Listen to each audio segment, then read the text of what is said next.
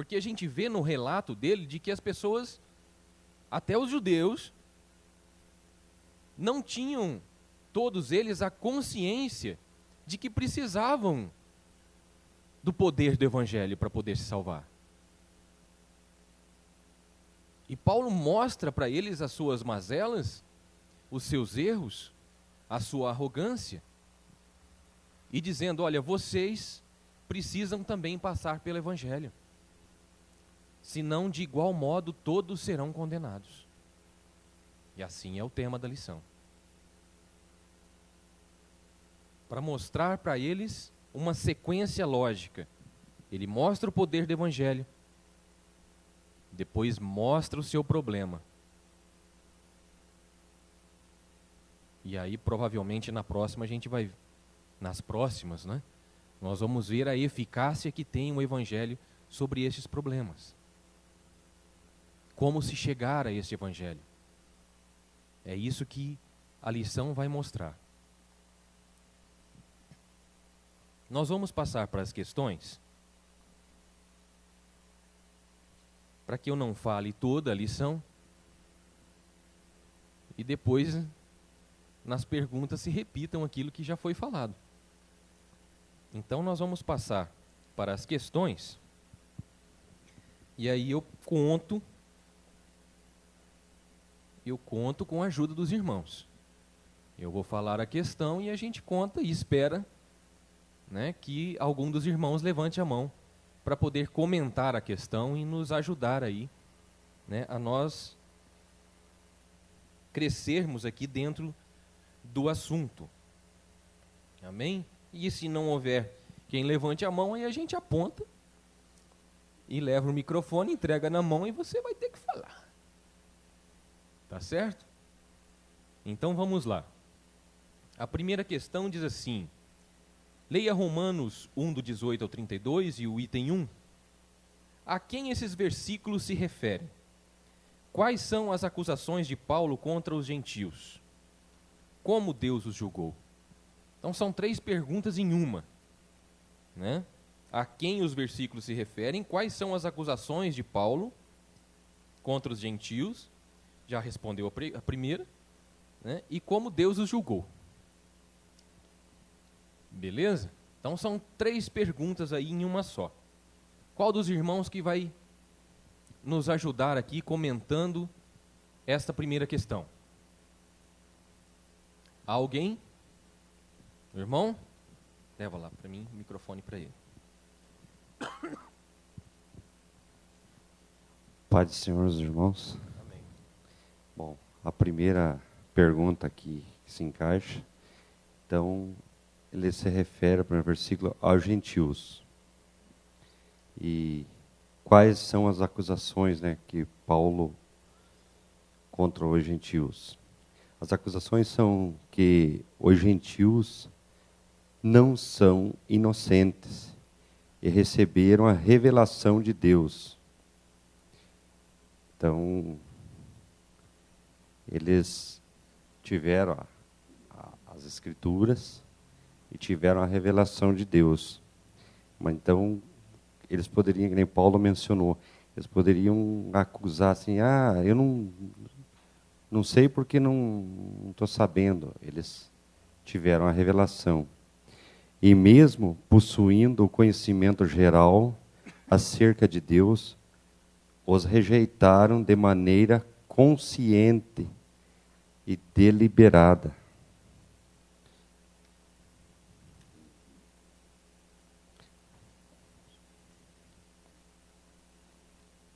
Então, e a última que vem ali, como Deus os julgou. Aí a gente vem aqui para a lição. Deus, como juiz, não ficou de braços cruzados diante disso. A terrível expressão Deus os entregou repete-se 3 vezes para mostrar o severo julgamento divino. Deus entregou os homens à imundícia. Então, a maneira que Deus julgou, que entregou a imundícia. E as paixões infames e uma disposição mental reprovável. Assim, em sua justa ira, Deus os entregou, os obstinados pecadores, a si mesmo. Você vê, entregou a si mesmo. Então, vocês estão causando, então, causa. Então, ele permitiu que os pecadores trilhassem seu próprio caminho mau. A sentença do apóstolo, portanto, é que os gentios são culpados e se encontram debaixo da ira de Deus. E é um comentário que, se fosse responder mais para frente, fosse nomeado, eu ia dar, mas já não é entre o parecer. Hoje, eu me considero um gentil. Porque o mundo que nós estamos vivendo hoje, a gente vê por aí, quem que é culpado de tudo isso? Foi a consequência que foi passada de geração em geração, que está hoje. Muitos dizem, que nem mencionou no começo da lição, eu sou bonzinho, eu sou, mas a consequência está aí, eu estou no meio delas. Tudo que está se passando no mundo aí, essa desenfreada informação aí que tem para confundir é somente dentro da igreja e perseverando na palavra, para a gente tomar consciência e nos arrependermos.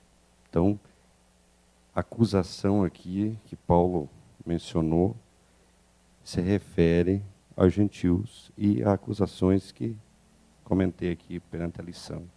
Então, Deus julgou, a maneira de ele julgar foi dessa maneira.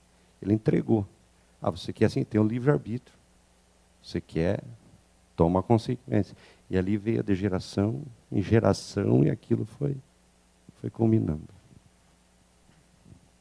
Mais alguém quer comentar? Somente uma correçãozinha com relação ao que o irmão falou. Os gentios recebiam esse nome porque eram considerados assim, né, gentios, como aqueles que não pertenciam a Israel. Todo povo que não pertencia ao povo de Israel, ele era considerado gentio. Não pertencia ao povo escolhido de Deus. Tá certo? Aí o irmão falou que eles receberam as escrituras, eles não receberam. É por isso que diz ali de que eles poderiam, né, até dizer assim, olha, eu não sou culpado porque eu não conheço esse Deus, então eu não conheço a vontade dele, portanto, como é que eu vou saber se eu pequei contra ele ou não? Eu não conhecia ele. Né? E aí Paulo ele vem ali de uma maneira muito linda, né? Dizendo de que ninguém pode se dizer que é inocente ou que não conhece a Deus. Porque Deus ele se manifesta e ele se mostra para todo mundo através de todas as coisas que foram criadas. Ele se manifestou a todos. Judeus, mas também a todos os gentios. Então ninguém poderia, e ainda mais naquele tempo, aonde, e antes desse tempo ainda, aonde todos os povos ficaram sabendo e conhecia das maravilhas que Deus fazia no meio daquele povo. Aquilo era ecoado pelo mundo antigo, que não era tão grande assim. Né? Não era tão grande assim o mundo antigo. E ecoava-se essa notícia de tudo aquilo que Deus fazia no meio do povo de Israel. E isso de geração em geração. Tá certo? Então ninguém pode se dizer inocente. Eu digo até hoje, né? Eu digo até hoje. Se Jesus voltasse hoje, existiria algum inocente que poderia dizer assim, eu nunca ouvi falar sobre este Deus? Não creio.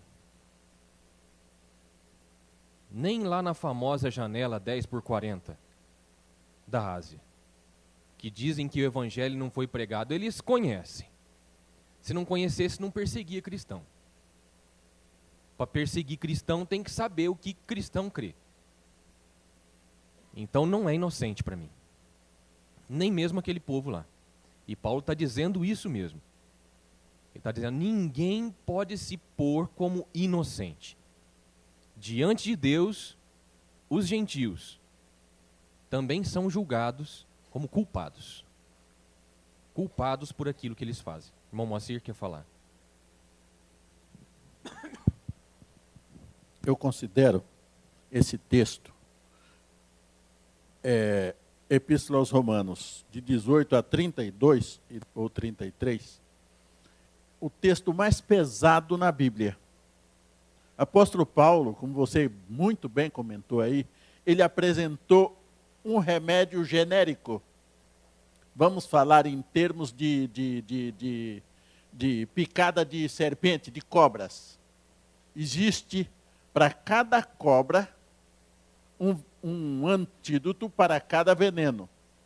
Mas você foi picado e não sabe qual é a cobra que te picou. Existe também o soro polivalente, que é o antiofídico. Então ele cura todas as situações. Ele pressupõe-se que ele vai cortar todas as situações, todo e qualquer veneno estará coberto por ele. É um soro sensacional. Paulo apresentou aqui na lição passada um soro sensacional contra o pecado. E aqui, veja o tema, a idolatria e a depravação dos gentios. Estava falando de gentil, Valdir? Então, gentil.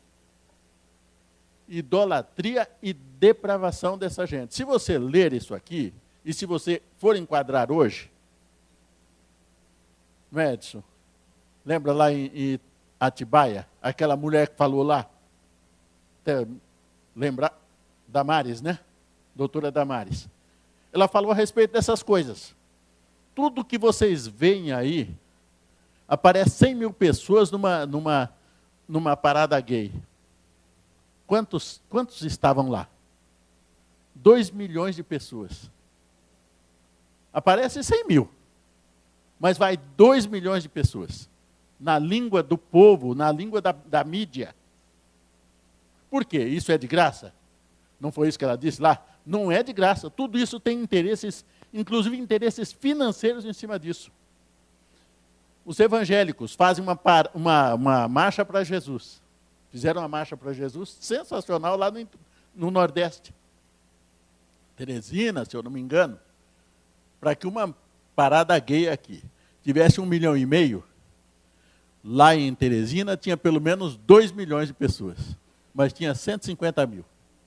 De acordo com a estatística da Polícia Militar. Então, se você lê aqui, todas as situações estão enquadradas.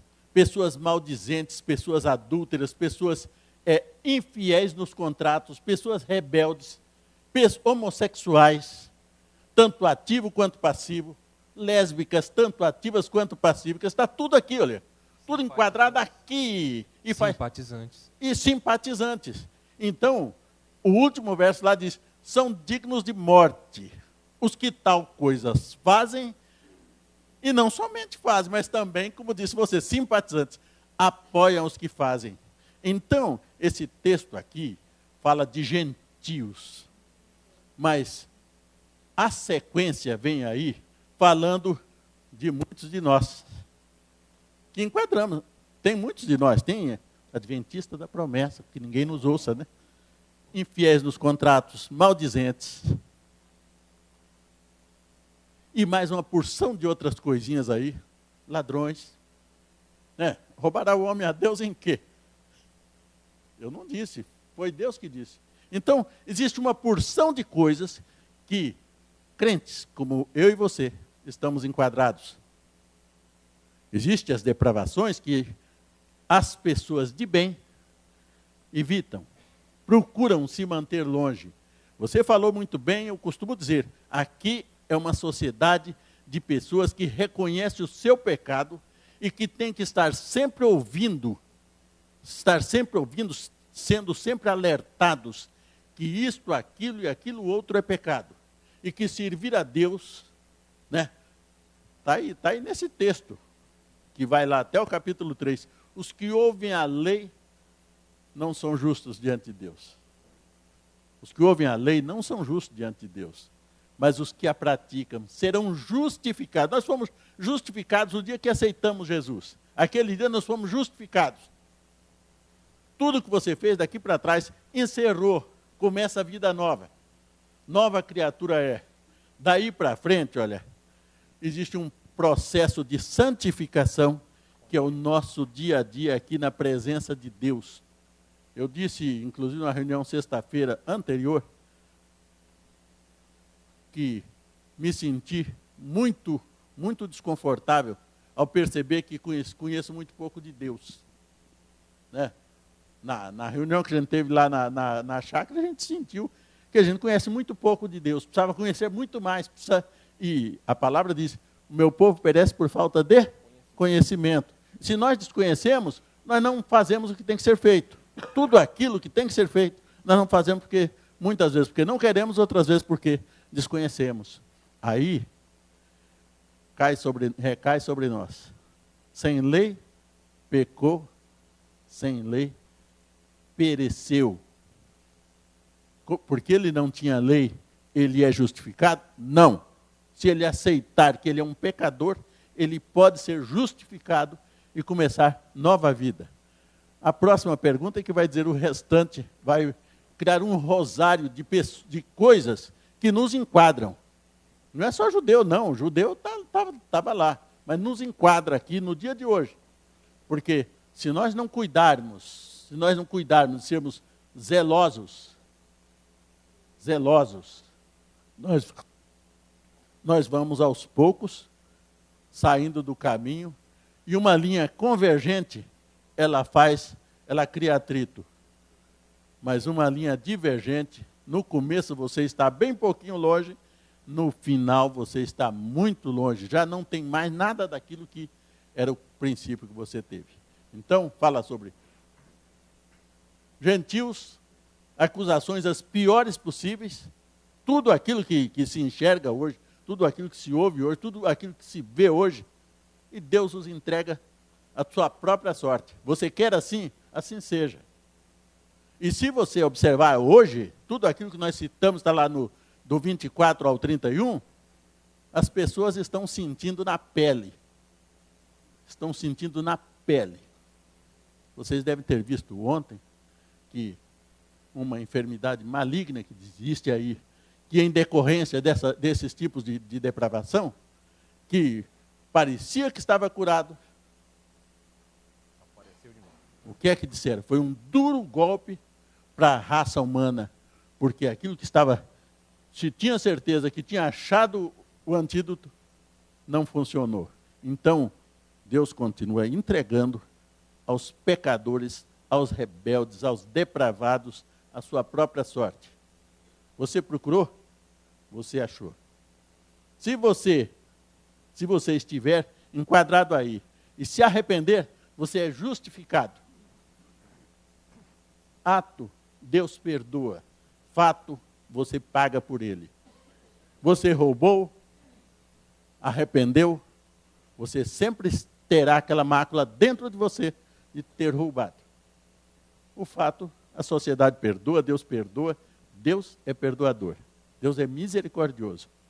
Mas, na lição de hoje, na primeira pergunta da lição de hoje, você tem que fazer uso da lição anterior, que foi o capítulo 1, de 1 a 16.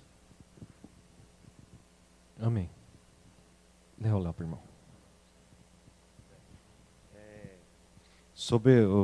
Você falou que não chegou gentil, fica uma dúvida aqui para mim. Porque isso foi escrito há 60 e poucos anos, mais ou menos, no livro de Romanos, depois de Jesus, né, na era cristã.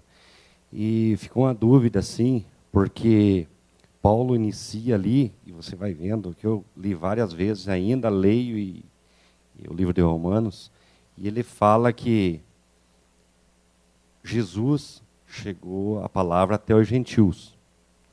Daí Paulo, daí para frente, diz que os gentios o negaram. Então, a gente vê que 70 anos depois, Paulo começa a citar, mas as palavras de Jesus já tinha, só que já tinham...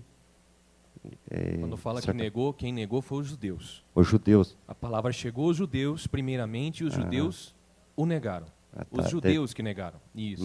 As escrituras foram dadas para os judeus. Porque Mas não era exclusivo para eles. O problema é que durante uma era toda, várias gerações, eles tomaram isso para si, né, e ficaram arrogantes e dizendo, somente nós temos a salvação, somente nós temos Deus. Deus é nosso. Se você quiser Deus, você vai ter que virar judeu. Você vai ter que se circuncisar, você vai ter que se tornar judeu para você ter Deus. Tá certo? Então, gentil não tinha direito. Eles foram colocados na terra para pregar para os gentios, para levar essa palavra de Deus, a vontade de Deus aos outros povos. Não fizeram. Sim. Quando Jesus veio, eles negaram Jesus. Tá certo? Então negaram a própria palavra. Negaram as próprias escrituras, que falavam tudo sobre Jesus. Tudo. Antigo Testamento, todo ele aponta e indica para Jesus. Eles negaram isso, não souberam reconhecer que Jesus era o Filho de Deus. Tá certo? Aí então, Jesus, então, o véu se rasga de cima para baixo, e aí o Evangelho, então, ali demonstrando que o Evangelho ia ser aberto a todos os povos. Tanto que... Mas esses povos, romanos, eram considerados pelos judeus como gentios. Paulo entendeu de que Pedro, né, e os apóstolos acabaram demorando um pouquinho, mas entenderam de que a vontade de Deus era de que o evangelho também fosse passado para todos, porque todos tinham o direito.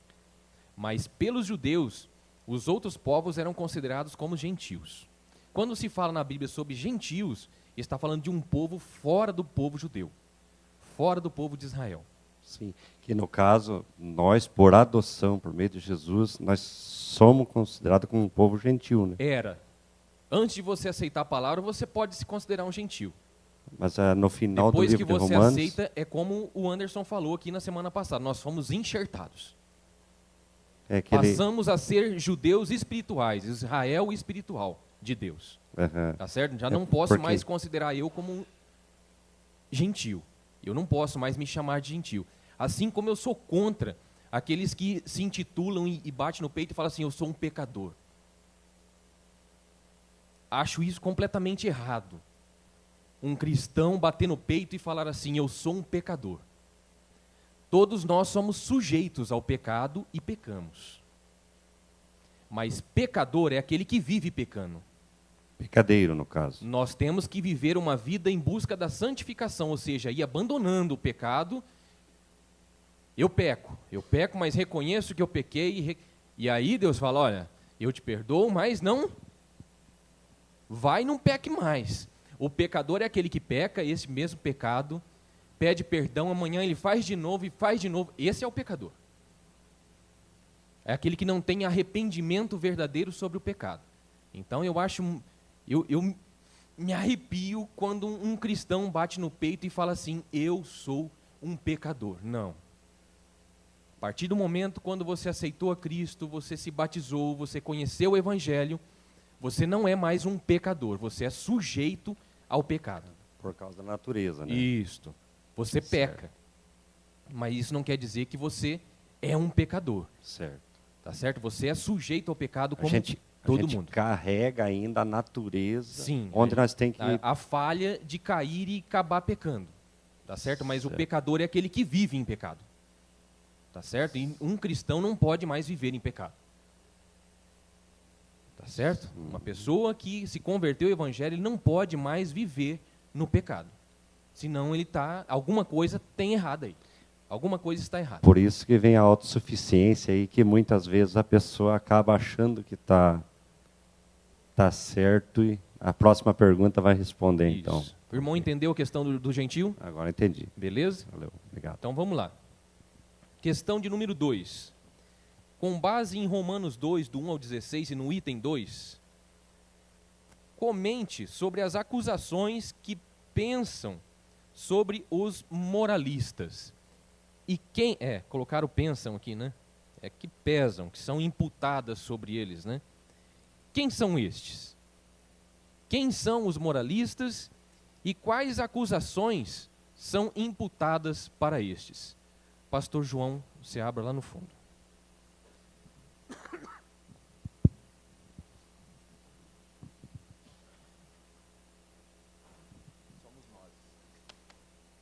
Muito bem, irmãos. Uma primeira questão importante é a gente observar que os moralistas, eles são formados por dois grupos importantes, né? Só um pouquinho, pastor. Pois Deixa não. eu já fazer um comentário com os irmãos.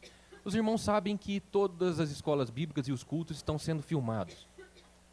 Tá certo? Então a gente pediria, até para facilitar a vida, né, desta pessoa morena que está aqui na frente, né, que fica com a câmera ali, filmando aqueles que, no caso, vão responder as questões.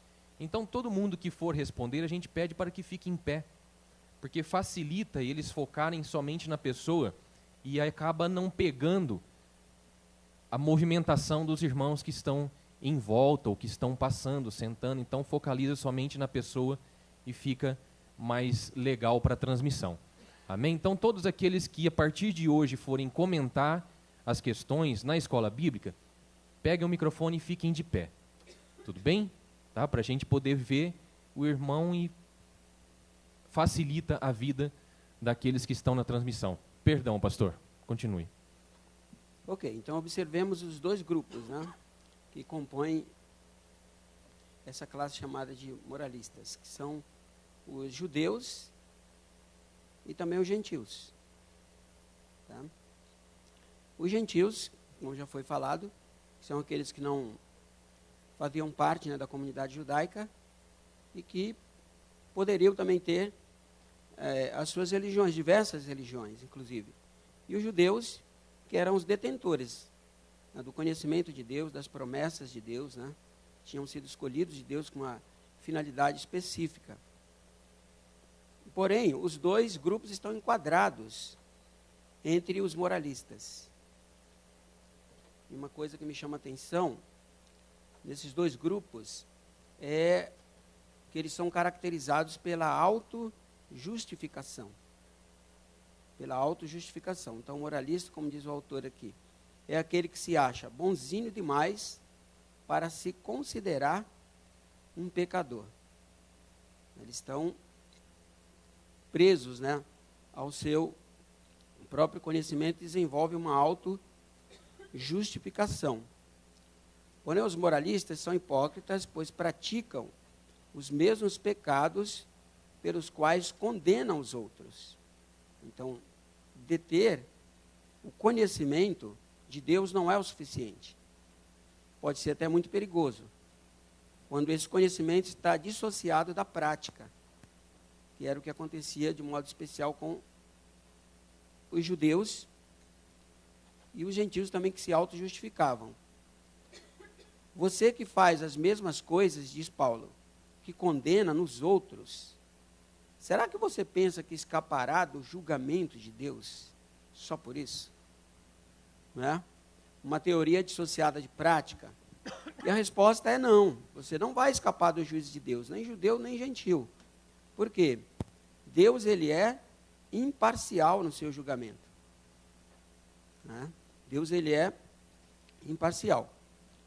Então, olha, por conta da arrogância e da falta de arrependimento, os moralistas estão, na verdade, acumulando a ira de Deus sobre si mesmos para o dia do juízo. Embora eles imaginem que estariam livres, não, na verdade, eles estão acumulando, não é? Por conta da sua arrogância e por falta do seu arrependimento, eles estão acumulando a ira de Deus sobre si mesmos para o dia do juízo.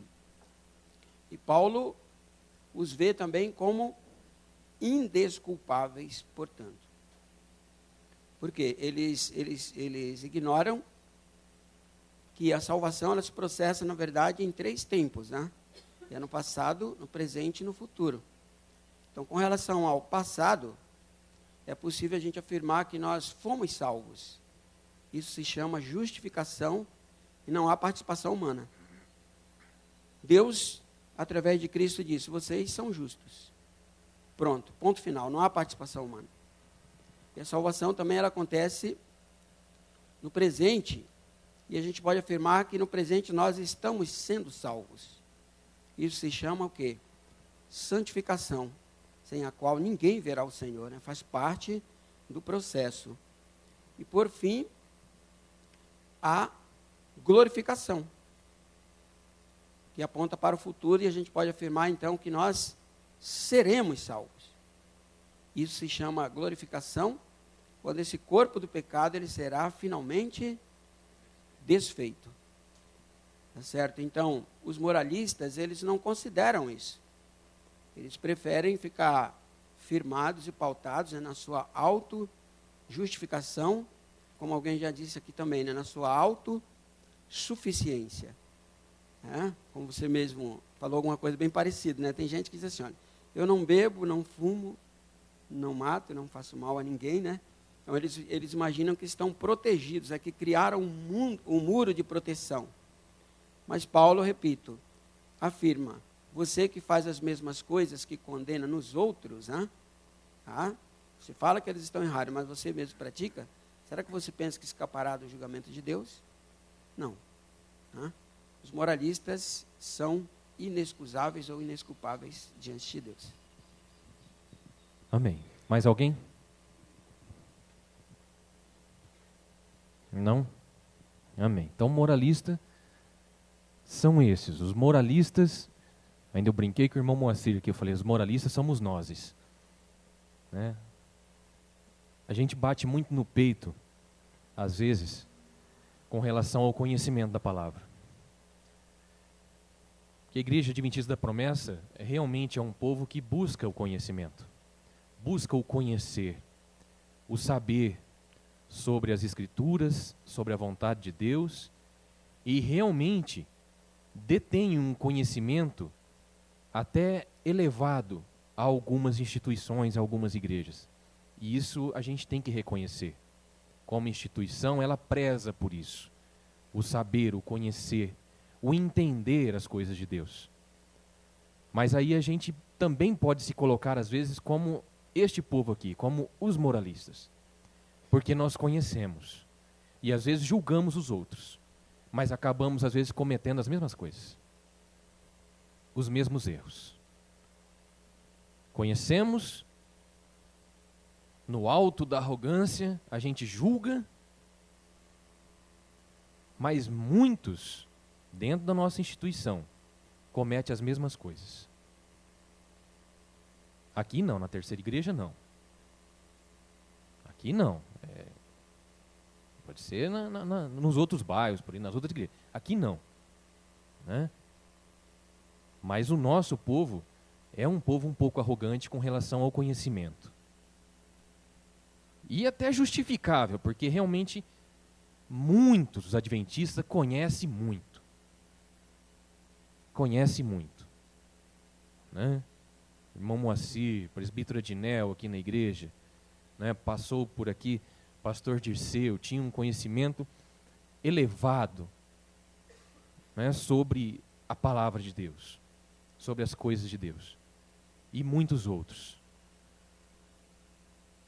Mas no alto da nossa arrogância do saber, às vezes a gente julga os outros, costuma-se em púlpito julgar muito a igreja dos outros, né? Apontar na igreja tal se faz isso, e às vezes acontece também na nossa. Então, nós também nos enquadramos nessa questão aqui dos moralistas. Né? Os gentios, então, nem se fala, né? Assim como eu, que me achava muito bonzinho, né? Muito bonzinho demais, eu era um cara bom, não precisava conhecer o Evangelho. Né? E fazia de tudo, e cometia todo tipo de pecado e torpeza diante de Deus, e às vezes julgava os outros ainda. Olha lá o que o cara está fazendo. E eu às vezes fazia pior. Né? Estes são os chamados moralistas, e assim como o pastor João Seabra disse bem, todos são considerados indesculpáveis. Não tem desculpa. Todos são culpados e considerados culpados. Questão de número 3. Leia Romanos 2, 17, 3, o 8 e o item 3 e responda: a quem Paulo se refere neste trecho de sua carta aos Romanos e qual a sentença do apóstolo sobre eles? Presbítero Edinel.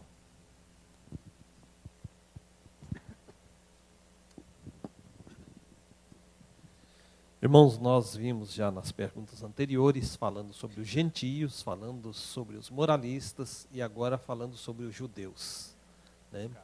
O professor disse inicialmente que ninguém pode se considerar ignorante, vamos dizer, não conheço, né? Na Constituição brasileira há um artigo que diz: a ninguém é dado desconhecer a lei, né? Então você conhece as leis brasileiras? Nós não conhecemos um pouco, mas a própria Constituição diz que a ninguém é dado dizer assim: eu sou um ignorante, eu fiz isso porque eu não conhecia a lei, porque a lei ela é pública, né? Ela é publicada no Diário Oficial, está aí, todo mundo deveria conhecer.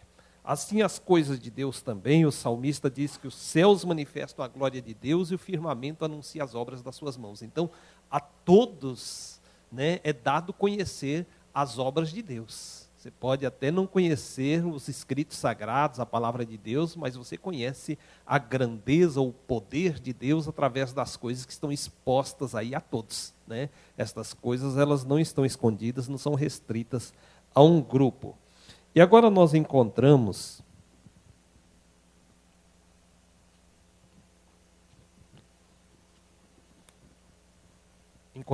o apóstolo falando aqui sobre a culpabilidade de todos, né? Ele fala dos gentios, depois ele fala dos moralistas, conforme já foi dito, e agora ele fala dos judeus propriamente. E os judeus, vamos dizer assim, tinham um certo privilégio, né? Porque eles foram um povo chamados por Deus diretamente, né? Viram obras de Deus extraordinárias que outros povos não viram, outros povos ouviram, mas não viram. Eles não. Eles receberam, eles foram o povo, foi o judeu, né, a nação judaica, foi o povo amado de Deus. Lá a gente lê o Antigo Testamento, diz que Deus os chamou porque os amava, não que eles fossem melhor que os demais, Deus os escolheu. Então eles tiveram, vamos dizer assim, um certo privilégio, né, de ser chamados, de ter a lei, de ter os profetas, né, os patriarcas, enfim, todas aquelas coisas bonitas que a gente vê da Bíblia, os judeus tiveram em primeiro plano, em primeira mão. E até o próprio Cristo, quando veio, né, veio aos judeus. Né, ele próprio diz, veio ao povo de Israel. Né. E agora nós encontramos que esse povo que tinha tudo isso, e eles eram arrogantes até a respeito disso, se gabavam de ter a lei, ter os profetas, ter isso, ter aquilo, mas cometiam coisas que os outros também cometiam. Apesar de todo esse conhecimento, toda esta bênção que possuía, eles faziam as mesmas coisas, eles não eram diferentes. Por isso, Paulo diz que também eles são indesculpáveis, ou seja, vocês também são culpados, são dignos de morte, são condenados diante de Deus. Né? A lição seguinte, a gente vai ver sobre a misericórdia, mas hoje falando só sobre a culpabilidade. Então ele mostra aqui que judeu também é culpado, né, perante Deus, porque eles não faziam coisas diferentes do que faziam os outros. Apesar de todo o conhecimento, apesar de toda a grandiosidade que Deus mostrou a eles, eles faziam as coisas que os demais faziam. Paulo chega a dizer assim que aquele que era circuncidado, mas se fazia as coisas que eram contra a lei ou cometia pecado, era como se fosse incircuncisão. Por isso eu às vezes digo assim, que o batismo, né, por exemplo, né, trazendo um pouco para esse lado, o batismo, né, é uma simbologia, assim como a circuncisão era uma simbologia, e se você simplesmente, né, se batiza, mas não se converteu, não abandonou seus pecados, é um banho. Assim também a circuncisão, sei lá, era uma cirurgia de fimose, alguma coisa assim, porque não passava disso, né? Não tinha a simbologia que realmente possuía, não tinha o valor que realmente possuía. Né? Então, Paulo está dizendo justamente isso, olha, se você é circuncidado, mas você continua fazendo as mesmas coisas, é como se fosse incircunciso, é a mesma coisa do outro, não faz diferença. Né? Então, aqui voltando para a lição, né, os gentios, Paulo diz, são os culpados, fala uma série de pecados que eles cometiam, os moralistas também iam pelo mesmo caminho, agora também os judeus. Amém. O irmão Moacir falou, quando ele fez o comentário, né? No caso dos judeus, eles detinham toda a lei, mas se enrolavam nela todinha e acabavam descumprindo várias das leis. E aí, Paulo aqui ele coloca, olha, tudo bem, vocês são circuncisos, mas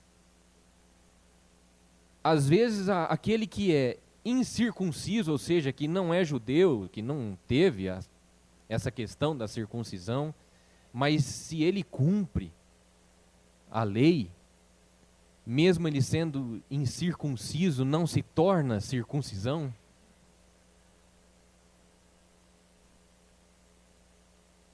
Paulo ele fala isso no texto. Ele fala, aquele que é incircunciso, mas se ele cumpre a lei, não se torna por um acaso isso circuncisão? Não é como se ele pertencesse ao povo de Deus, mesmo ele sendo incircunciso, ele não ter participado deste ato de fazer a circuncisão?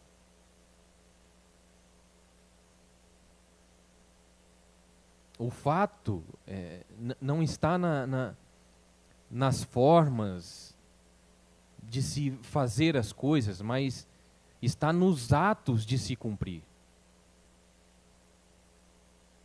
Deus, ele nos olha por aquilo que a gente faz e não por aquilo que a gente pensa em fazer.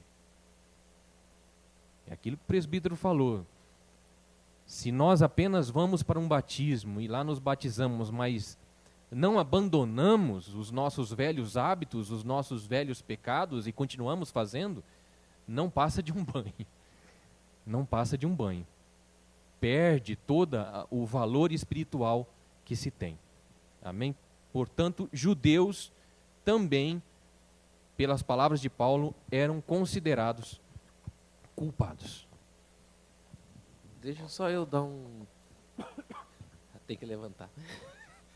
Deixa só eu dar um pitáculo aqui na questão, né? Essa pergunta, ela é uma pergunta assim que ela, vamos dizer assim, que ela me incomoda um pouco, né? A gente que busca a santidade para a vida da gente, e a gente vive num mundo que a gente, sabe, a gente a gente tem que, sabe, para a gente alcançar as pessoas com a nossa mensagem, com a pregação da palavra, muitas vezes a gente... E às vezes eu fico olhando para isso e uma coisa que me preocupa é com a questão da hipocrisia, né? Eu peço perdão a Deus quase todas as minhas orações se eu tenho esse comportamento, né? Se por vezes a gente deixa transparecer esse comportamento de uma pessoa hipócrita, né? A gente trabalha assim, eu trabalho com cristãos, né? A gente vê pessoas assim que tá, sabe, num momento da fé deles, sabe, bem grande, né? Principalmente a pessoa que ele se converte há pouco tempo, sabe, ele sabe, parece que ele está se abrindo para o mundo, né? E a gente sempre assim, talvez como um cristão maduro, a gente se preocupa com isso, né? Porque nós não podemos muitas vezes viver uma vida orgulhosa, né? Porque realmente nós possuímos, né? Principalmente nós que guardamos os mandamentos de Deus, a gente tem que ter esse cuidado, porque às vezes a gente acha que a gente é o dono da verdade, né? E muitas vezes a gente fecha a porta para muitas pessoas, porque a gente começa a viver uma vida orgulhosa, né? Sabe? E é uma vida hipócrita, né? Às vezes sabe, as pessoas vêm questionar comigo, poxa Deus, como é que pode? A pessoa fica se achando, né, que é melhor do que nós, né? E a gente tenta trazer para nós, né? Porque se a gente não tiver no mesmo nível das pessoas, dificilmente a gente vai conseguir alcançar alguém com a nossa pregação, né? Então a gente vai vivendo uma vida de hipocrisia. E realmente uma coisa dura quando nós somos acusados de hipócrita, né? Pessoa que fala, que se acha e de repente tá com o rabo preso, né? Então a gente tem que ter esse cuidado, né? Porque o evangelho, sabe, ele veio para alcançar as pessoas, e para a gente alcançar pessoas, a gente tem que ter essa visão, né? sabe, nós estamos numa caminhada, né, numa crescente, mas nós não somos melhores do que ninguém, né? E os judeus, ele tinha essa mania, né? Os caras, até a roupa deles lá, eles vestiam aquelas roupas para mostrar que eles eram melhores, né? Por quê? Porque eles eram amados de Deus, porque Deus tinha se revelado para eles e não para os outros, sabe? Então era uma questão assim muito complicada, né? Então a gente vive no mundo, a gente tem que ter esse cuidado, né? De repente não se achar, né, tão santo e de repente você cair lá embaixo. Às vezes eu falo para as pessoas, eu pratico isso, eu vivo isso, mas eu estou, sabe, sujeito a pecar da mesma forma, né? Porque se de repente amanhã uma pessoa vê eu cometer alguma coisa, a pessoa não venha se escandalizar, né? Porque às vezes você fica achando que você é tão bom, batendo no peito como os judeus batiam, daqui a pouco você está sendo acusado, né, pela palavra, né? Então a gente tem que ter esse cuidado, né? Nós que temos um evangelho tão poderoso, né? Temos os mandamentos de Deus, procuramos praticar os mandamentos de Deus, né? Mas nós não somos melhores do que as pessoas, sabe? Principalmente eu vejo isso dentro de empresas, né? Às vezes a gente vem irmãos lá conversar com a gente, sabe? Dar testemunho de tantas coisas, sabe? Uma coisa que eu tento sempre colocar para as pessoas, a gente não pode por isso achar que a gente é melhor do que os outros, né? Porque senão a gente veste essa roupa de judeu aqui, né? E de repente você está escandalizando, né, o evangelho, você está fechando a porta para as pessoas, porque as pessoas não vão querer caminhar pelo mesmo caminho que nós nunca, né? Mas quando você, sabe, procura, assim como o Paulo, né, mostrar, sabe, a bondade, né, o lado bom do evangelho, aí as pessoas se aproximam, né? Porque daí eles querem saber o que você sabe, né? Eu fiquei muito feliz um dia que uma pessoa chegou para mim, depois de uma atitude que eu tomei, né? E a pessoa chegou para mim e ficou quase uns 15 minutos falando para mim, assim, uma coisa assim que aquilo me deu uma emoção tão grande. A pessoa chegou para mim e falou, eu não esperava outra atitude de você, porque você é uma pessoa de Deus, você, sabe, falou tantas coisas que talvez a pessoa nem soubesse que eu era evangélico, né? Mas a pessoa deu aquele testemunho, né? Então, é a questão de você fazer as coisas, muitas vezes, sem querer se aparecer, né? Sem querer mostrar que você é melhor, porque senão fica feio, né? Amém.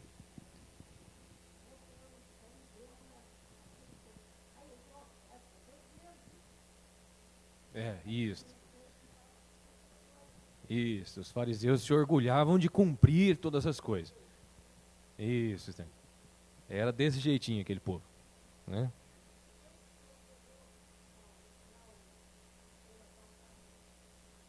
O samaritano que foi lá socorrer. Os judeus passou de largo ali, né, irmã? É isso aí. Então vamos lá, questão de número 4, né? Com base em Romanos 3, 9 ao 20, e o item 4 da lição, a que conclusão o apóstolo Paulo deseja conduzir seus leitores desde o início? Se gentios, moralistas e judeus estão perdidos, quem sobra? Há algum justo diante de Deus? Irmão Paulo.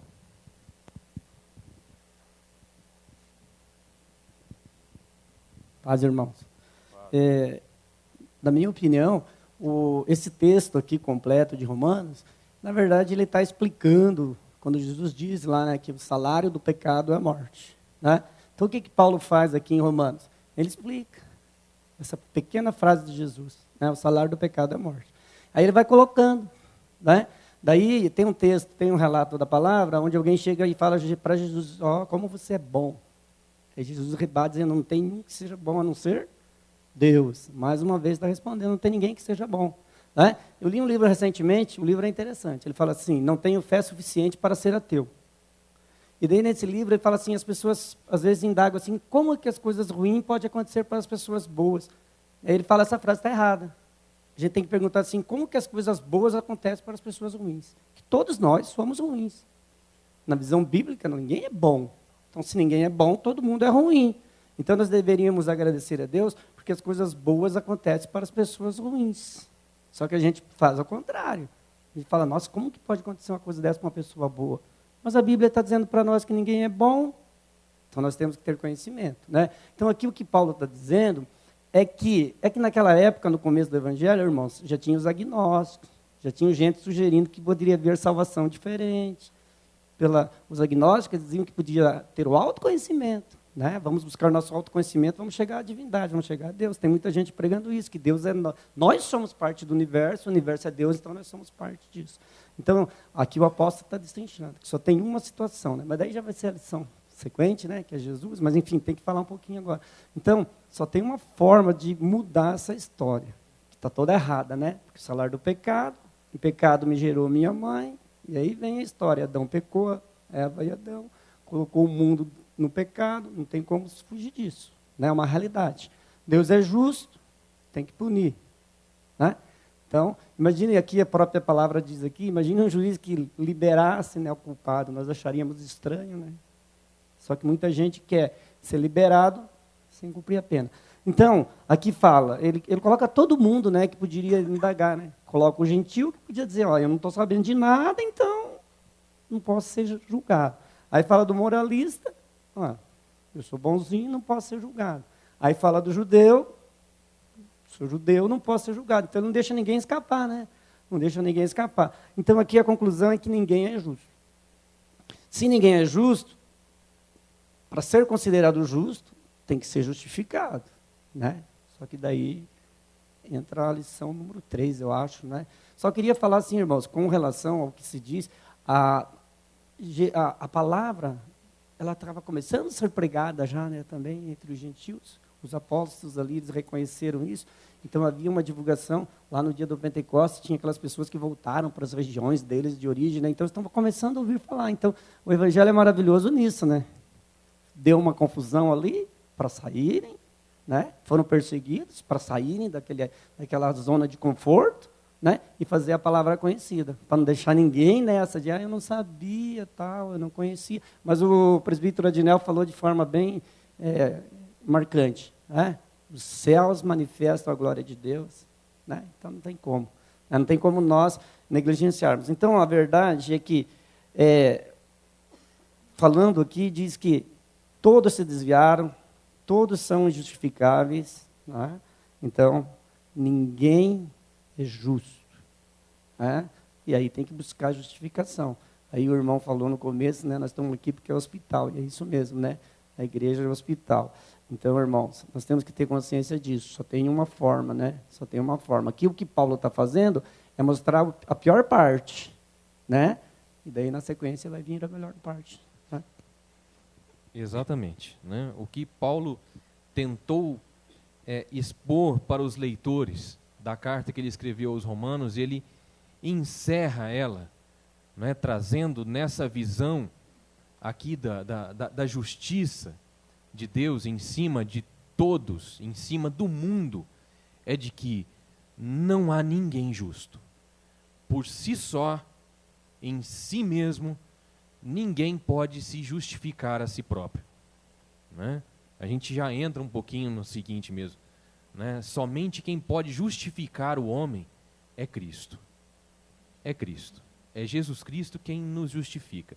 O homem de si mesmo jamais poderá se auto-intitular uma pessoa justa diante de Deus. Amém? Não há ninguém justo. Não há ninguém bonzinho. Não há ninguém santinho. Eu costumo dizer que todos nós somos leõezinhos vestidos com pele de ovelha. Nós não somos pessoas fáceis. Nenhum de nós. Somos difíceis. Somos pessoas difíceis de se lidar, de conviver. Por isso que a palavra fala, suportai-vos uns aos outros em amor. Nós não somos fáceis. Somos pessoas difíceis, complicadas. Não nós aqui, somente da igreja. Seres humanos. O ser humano, ele é complicado. Ele é difícil. É trabalhoso, o ser humano. Somente Deus para ter misericórdia de nós. Somente Deus, na sua infinita bondade. Não há tempo de eu passar aqui as últimas duas questões para os irmãos, mas eu vou fazer um fechamento aqui, né, do vamos à prática. Né, segundo tudo que Paulo nos mostra nestes 3 capítulos, né, final do 1, capítulo 2 e até a metade do 3, que nos mostra sobre a nossa condição diante de Deus. Todos nós, diante de Deus, somos considerados culpados. Culpados. Só podemos ser salvos pela graça. Nenhum de nós merecemos ser salvos. Nenhum de nós merece ser salvo. Ninguém merece. Por merecimento, nenhum de nós chegaríamos ao fim e receberíamos a glória, a coroa de glória, que é a salvação. Nenhum de nós. Todos nós, por mais bonzinho que você acha que você é, por mais bonzinho que eu possa me achar, eu dependo da graça e da misericórdia de Deus para me tornar uma pessoa justa. Portanto, cada um de nós temos que reconhecer os nossos erros, os nossos pecados. E não somente reconhecer, mas confessá-los diante de Deus. Né? E confessá-los assim: eu pequei, eu reconheço esse meu pecado, eu me coloco diante de Deus, me arrependo e peço perdão por ele. E a partir daí eu não posso cometer mais. O arrependimento verdadeiro, ele vem aí, em eu me arrepender, pedir perdão e não cometer mais. Se eu volto a cometer é porque não houve o arrependimento verdadeiro. Essa é a sequência, essa é a lógica. Portanto, eu tenho que me arrepender, eu tenho que reconhecer, eu tenho que me arrepender e tenho que confessar esse pecado diante de Deus. E não é aquela questão assim: olha, Senhor, perdoa por todos os meus pecados e até por aqueles que ainda há de cometer. Não. Eu cometi um pecado, eu tenho que reconhecer que pequei. Aquele ato que eu cometi foi um pecado, eu reconheço, confesso a Deus. Me arrependo e confesso a Deus. Essa é a sequência. E todos nós temos que fazer isso. Às vezes, no alto da nossa autossuficiência, da nossa arrogância, a gente se acha tão bom, tão conhecedor da palavra, né? Tão bom. A gente guarda os mandamentos, a gente isso, a gente aquilo, mas às vezes a gente não sabe reconhecer ou enxergar os nossos pecados. E a palavra nos traz de que nós temos que fazer isso. Nós temos que aprender a nos autoavaliarmos, reconhecer nossos erros, os nossos atos, quais deles são certos ou errados diante de Deus, nos arrependermos dele e nos confessarmos diante de Deus, para obtermos perdão por eles. E também nós temos que entender de que Deus é um Deus justo. Nós temos que entender de que a ira de Deus sobre a vida do ser humano não é como a nossa ira. Que quando às vezes vamos corrigir os nossos filhos, quando ele comete alguma coisa, a gente se ira, e aí vem aquele sentimento repentino de raiva, e a gente vai lá e dá um sacode, ou pega a cura, né? Porque lá em casa cinta se chama cura, pega a cura e manda no lombo a cura, porque cura mesmo. Mas é naquele ato repentino. E logo depois, né, a gente passa aquele momento ali e a gente olha para si mesmo e fala: Deus não é assim. A ira de Deus se chama justiça. Justiça. Nós nem para corrigirmos, nós não conseguimos ser justos. Nem para corrigirmos, a gente não consegue ser justo. Deus não. A ira de Deus nós temos que reconhecer e entender ela. Deus se ira? Se ira. Mas a ira de Deus não é raiva, não é ódio, é justiça. E diante dessa justiça, ela nos inspira a buscarmos a santificação, a buscarmos o abandono do pecado, para que assim a gente possa seguir essa carreira que nos está proposta. Amém? Que Deus nos abençoe.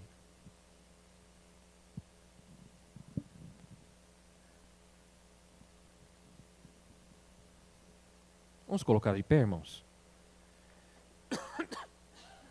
Nós vamos estar orando, agradecidos a Deus pela lição, e também agora orando também em favor de todos os irmãos que estarão entregando os seus dízimos e também ofertando na casa de Deus. Amém? Então vamos orar juntos. Pai Santo e Deus bendito, ó Pai, em Tua presença, ó Senhor, nós nos colocamos e nos apresentamos. Queremos, ó Deus bendito, Te agradecer, ó Senhor, pela Tua palavra revelada, ó Senhor, a nós. Queremos Te agradecer, ó Deus, pela participação, ó Senhor, de cada um dos irmãos, pela contribuição, ó Senhor, que cada um dá dentro do conhecimento, Senhor bendito, dentro daquilo que está proposto, ó Senhor, para o assunto, a lição, ó Senhor, que foi tratada hoje. Que Tu possa, ó Deus, trabalhar em nosso coração. Que Tu possa, ó Deus eterno, sempre, ó Senhor, abrir os nossos olhos para os nossos erros, ó Deus. Que possamos reconhecê-los. Que possamos, ó Deus, agradecermos a Ti todos os dias pela Tua misericórdia, ó Pai. Por ela, ó Deus, se renovar, ó Deus bendito, a cada manhã sobre as nossas vidas. Por estarmos aqui diante de Ti, ó Senhor, só estamos aqui, porque a Tua misericórdia, ó Deus eterno, se revelou a nós nesta manhã. Graças nós Te damos, ó Senhor, por ela, e graças, ó Pai, nós Te damos por todos aqueles que estarão, ó Senhor bendito, trazendo aqui na Tua casa a fidelidade. A fidelidade, ó Senhor, dos dízimos. A fidelidade, ó Deus eterno, da oferta, ó Senhor, alçada a Ti. Que Tu, ó Pai, possa se revelar sobre a vida de cada um, ó Senhor.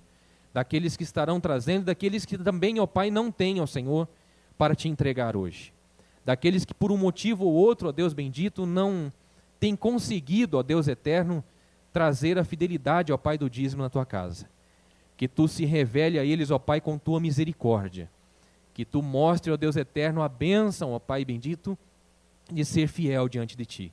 Que Tu, ó Pai bendito, possa dispensar sobre a vida de cada um a Tua paz, a Tua graça, a Tua bênção e a Tua misericórdia. Assim, ó Pai, nós oramos e o fazemos em nome de Jesus. Amém, Senhor. Poderia sentarmos.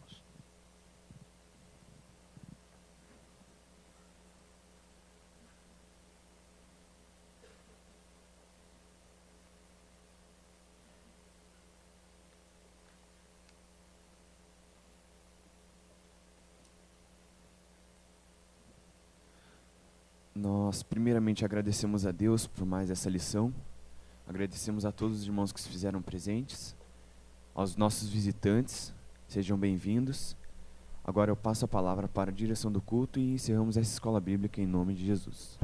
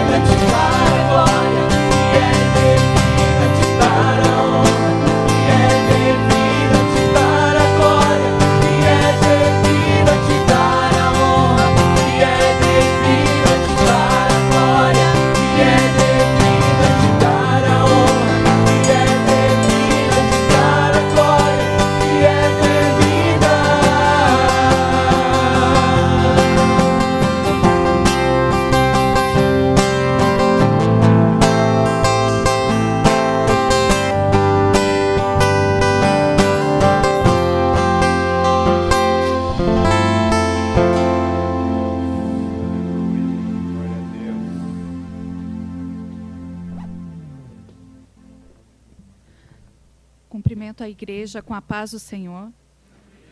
Neste momento eu vou passar alguns avisos para os irmãos. Dia 20 agora de julho, no próximo domingo, nós temos o Bazar do Dijap.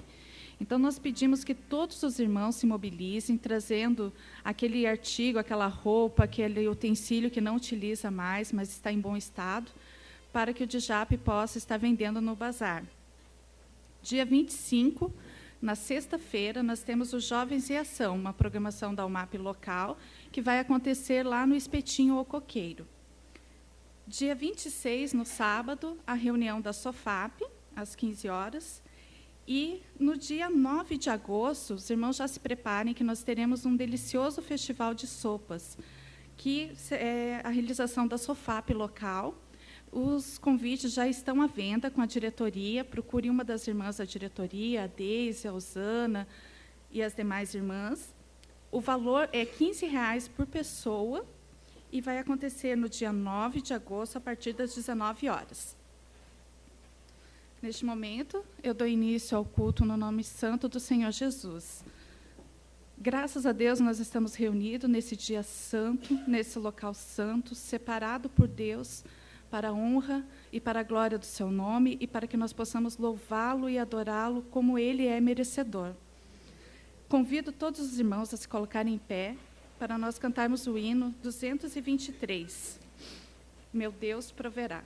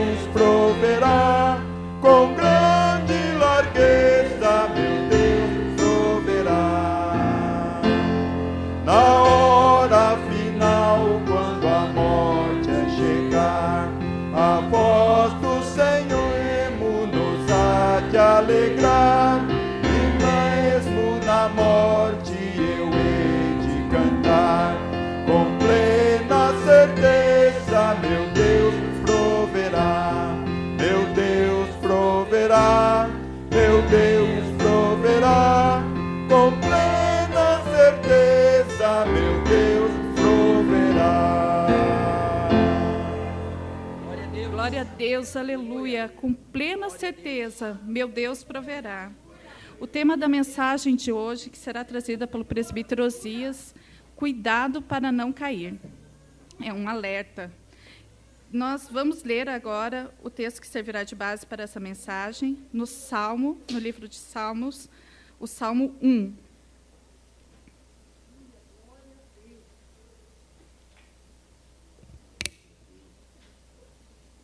Em nome de Jesus. Bem-aventurado o homem que não anda no conselho dos ímpios, não se detém no caminho dos pecadores, nem se assenta na roda dos escarnecedores.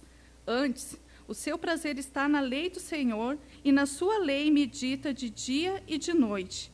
Ele é como árvore plantada junto à corrente de águas, que no devido tempo dá seu fruto, e cuja folhagem não murcha, e tudo quanto ele faz será bem-sucedido. Os ímpios não são assim, são, porém, como a palha que o vento dispersa. Por isso, os perversos não prevalecerão no juízo, nem os pecadores na congregação dos justos. Pois o Senhor conhece o caminho dos justos, mas o caminho dos ímpios perecerá. Diante dessa palavra, nós estamos ajoelhados, orar ao Senhor para o início do culto.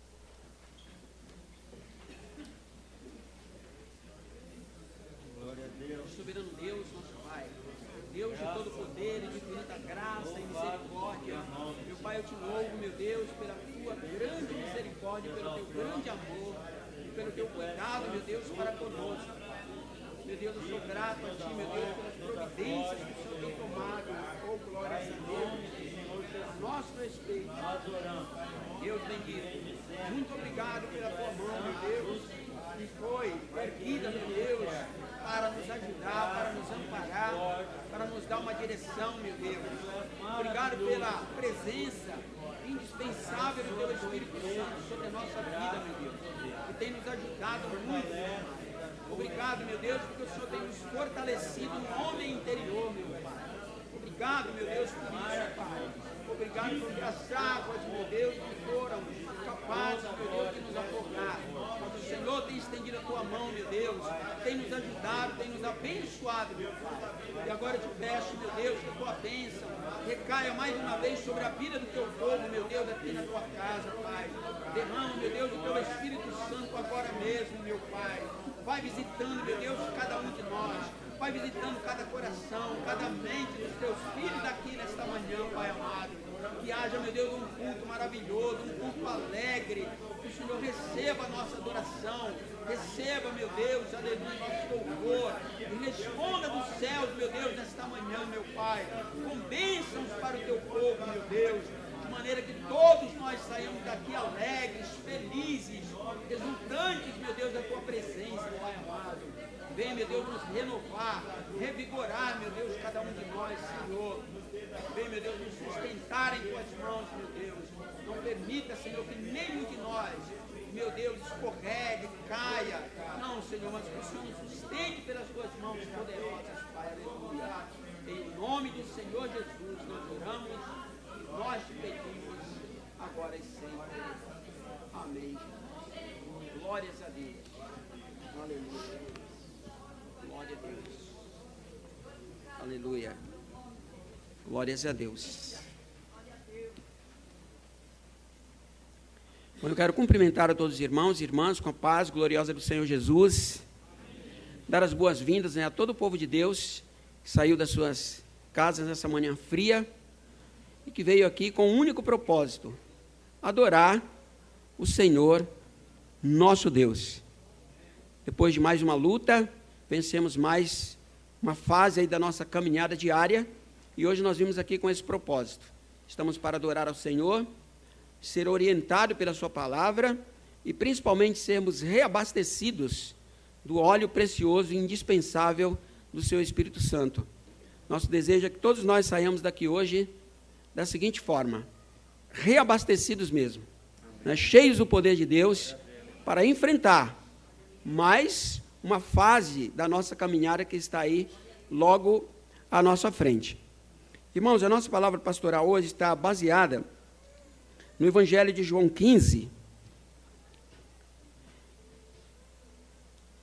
está escrito o seguinte, palavras do próprio Senhor Jesus. Eu sou a videira verdadeira e meu Pai é o agricultor. Todo ramo que está em mim e não dá fruto, ele corta. E tudo que dá fruto, ele poda, para que dê mais fruto ainda. Vocês já estão limpos pela palavra que lhes tenho falado. Permaneçam em mim, e eu permanecerei em vocês. Nenhum ramo pode dar fruto por si mesmo, se não permanecer na videira. Vocês também não podem dar fruto, se não permanecerem em mim. Eu sou a videira, vocês são os ramos. Se alguém permanecer em mim e eu nele, esse dará muito fruto, pois, sem mim, vocês não podem fazer coisa alguma. E esse texto fala, especialmente esse versículo, fala da nossa total dependência do nosso Deus. Quero compartilhar agora com a igreja toda sobre essa ilustração que eu achei importantíssima e que fala da nossa total dependência do Senhor Jesus. Conta-se que numa importante indústria têxtil havia um complexo maquinário e ao lado desse maquinário havia uma frase de advertência. E a frase era a seguinte: se os fios emaranharem, chame o supervisor. E conta-se que em um desses turnos, naquela empresa, ocorreu um incidente. À medida em que a pessoa estava operando aquela máquina, aconteceu esse incidente. Os fios realmente começaram a emaranharem-se.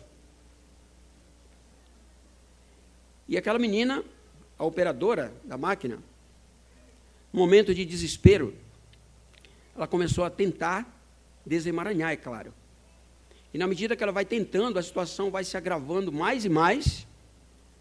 E aí, no momento de extremo estresse, e não conseguindo resolver o problema, então ela atenta para a advertência. E finalmente ela chama o supervisor. Quando ele chega, ele diz para ela o seguinte: você tentou desemaranhar os fios, não foi? Foi. E por que não me chamou? Ah, supervisor, eu dei o meu melhor. E ele responde: saiba de uma coisa, que o seu melhor é me chamar. Meus irmãos e irmãs, na nossa vida diária, e é certo que isso aconteceu, nós enfrentamos muitas dificuldades. Em alguns momentos ao longo dessa semana, com certeza, os fios se emaranharam. Mas como nós temos algumas habilidades, temos vivência, temos experiência, quem sabe com a nossa própria força, com a nossa própria inteligência, tentamos desemaranhar. E você percebeu que não foi possível. Mas a palavra está aqui. E saiu dos lábios do próprio Senhor Jesus. Eu sou a videira, vocês